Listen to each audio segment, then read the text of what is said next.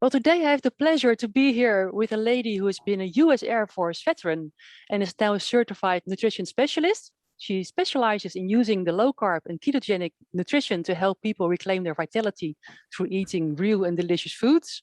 And she shows them that getting well doesn't mean starving or depriving yourself or even being at the gym every day. Her motto is real people need real food. And you'll be a speaker at the Ancestral Health Symposium in June this year, talking about the ketogenic therapies and neurological and neurodegenerative diseases. And maybe not a lot of people have heard of you already in the Netherlands. So let me introduce to you Amy Berger. Welcome, and perhaps you could briefly tell us who you are, what you do, and what you'll be talking to us about at the symposium in June. Sure.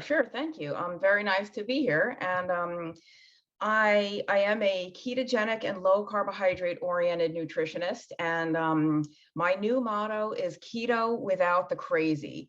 I see, Yeah. The low carbohydrate ketogenic way of eating is actually very, very simple and straightforward. And people think it needs to be so complicated and difficult and requires all this, the spreadsheet and the tracking, and it really doesn't. And I think what I enjoy most is helping people see how simple it is and that you can get really great results without all of the extra and unnecessary complications. So I do help people with things like weight loss, metabolic syndrome, type 2 diabetes, insulin resistance. But for the Ancestral Health Symposium, I'm going to be specifically talking about ketogenic diets and other ketogenic therapies, specifically for neurological and neurodegenerative conditions. So I wrote a book about Alzheimer's a few years ago, and I wanted to show everyone it has been translated into Dutch. Wonderful. So there is an English version, but there is also a Dutch version.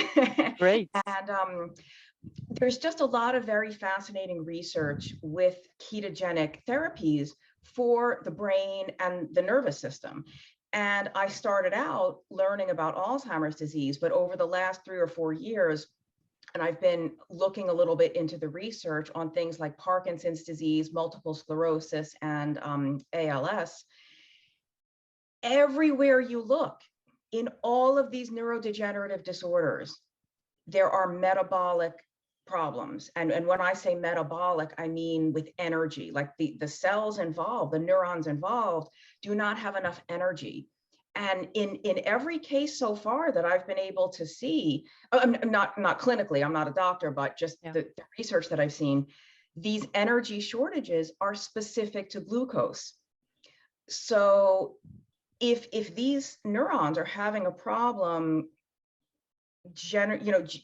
getting energy, and so they're malfunctioning because this is an energy shortage, is there some other fuel that we can give these cells to help them function properly again? And of course, for those who don't know, I know much of your audience probably is familiar already, ketones can serve as an alternative fuel for the brain and for these neurons. So I think, to be clear, this field of research is very new. It's very early days, but it's so promising, especially because there's really no effective drug treatments for these. There's medications, but they do very, very little to actually have any improving effect upon these conditions. So if there's anything else we could even start looking at, that would be great. And I just think that these ketogenic therapies hold a lot of promise. Yes, exactly. And that's what you'll be talking to us about at the Ancestral Health Symposium. I think a lot of people need to hear this because there's so many more people who are dealing with neurological problems. I think Parkinson's disease is coming up really quick. So it would be wonderful for people to find out about this and what else they can do instead of just taking medications and relying on their hospitals and their doctors. But there's so many other things they can do. There's a lot we don't know. Like when people see my talk, there's for sure a lot of unanswered questions, but I just think it's so encouraging. And it really, I almost can't believe it when I read the papers and in the medical journals, and I learn more and more about this. Everywhere you look, there's what I call this like metabolic signature of this fuel shortage in these cells. But you never hear about that. Like, I don't know the websites in your country, but in the US, if you go to the Alzheimer's Association website or the Parkinson's Foundation, each of these conditions has an organization dedicated to the research and fundraising. And there's no mention at all of these metabolic problems, of this glucose fuel shortage. There's nothing. And I don't know why, but I think, if that is the main problem in these diseases, then that's what we need to address.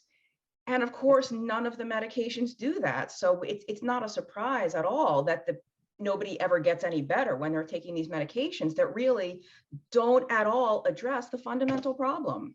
No, that's right. And maybe even with a ketogenic therapy, you cannot really cure the disease, but you can improve the quality of life so much.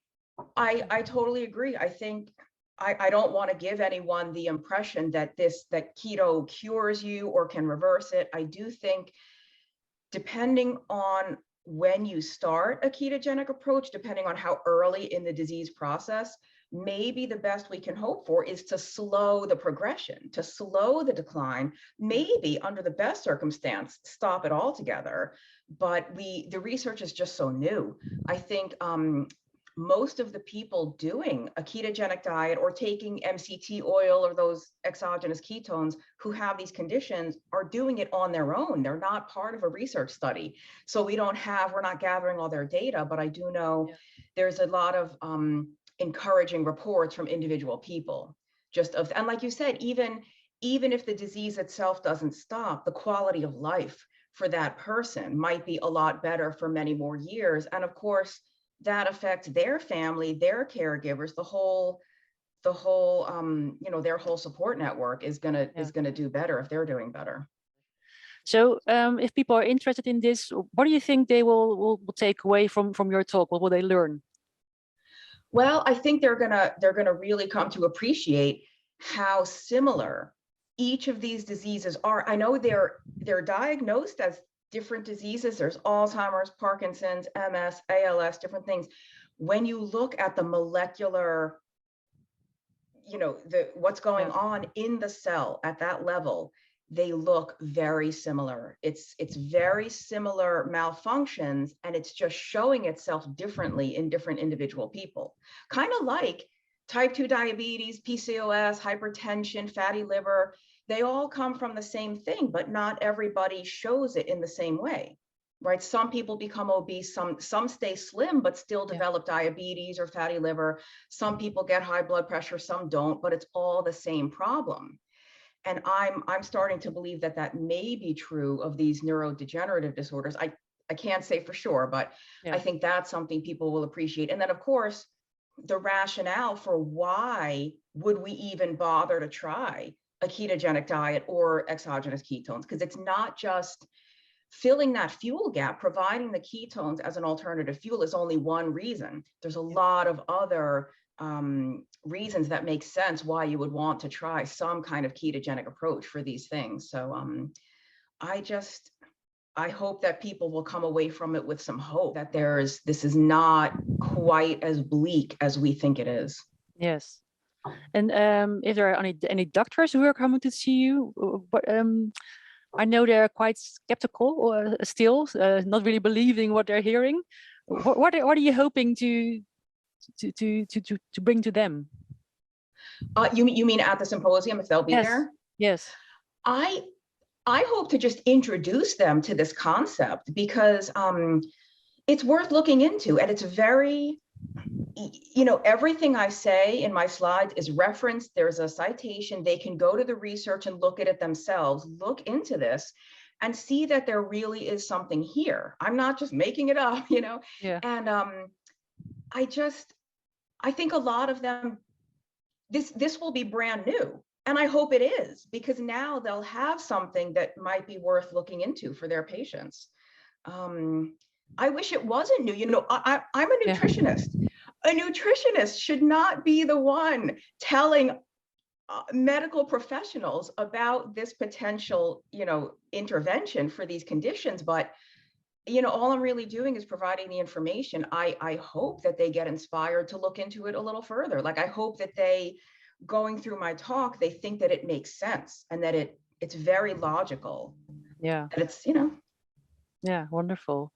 Well, people who cannot wait till June to hear you speak can already buy the book. As you just showed, it's available in Dutch. So if you want to buy the book by Amy Berger, just go to a Dutch bookshop and buy it, read it, and then come to see us at the Ancestral Health Symposium in June in Amsterdam. Well, we're looking very much forward to meeting you in June, of course, in Amsterdam. Also, the other wonderful speakers who will be there. Professor Noakes won't be there in person, but he'll be talking to us on the screen. Gary Taubes, Dr. Eric Westman. We have Dr. Ivo Seipkens, a Dutch internal doctor, and Professor Frits Muskiet. Tickets are still available, so anyone watching now thinking, wow, I really want to be there, get your tickets now. Well, thank you so much, Amy, and we'll see you in June. Thank you. I'm looking forward to it very much. Well, me too. Wonderful. See you then.